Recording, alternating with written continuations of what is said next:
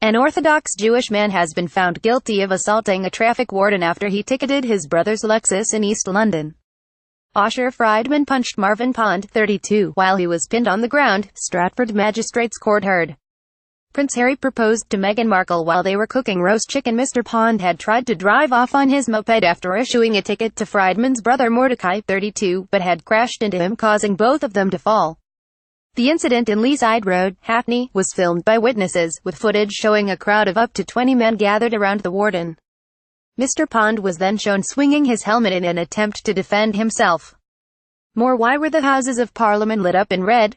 To view this video, please enable JavaScript, and consider upgrading to a web browser that supports HTML5. Video. Osher had claimed he used reasonable force after Mr. Pond assaulted him, but Judge Sonia Sims rejected this and found him guilty of assault by beating. "If you had taken a more reasonable approach, this would not have escalated in the way that it did," she said. "He punched him. At that point he wasn't struggling.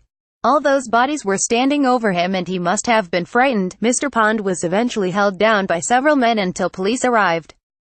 Traffic wardens and enforcement officer encounter difficult tasks from disgruntled members of the public, Judge Sims added. "Certainly Mr. Pond is aware of that.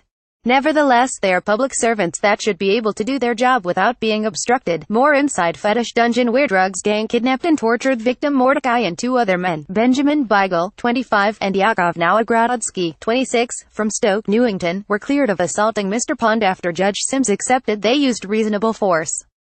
Osher Freidman, from South Tottenham, was cleared of one count of assault by beating but convicted of another one. He was given a conditional 12-month discharge and ordered to pay £625 costs and compensation to the victim of £175. Robinho sentenced to 9 years in prison after being found guilty of UAL assault. Donald Trump mourns shooting victims and praises stock market in Thanksgiving message.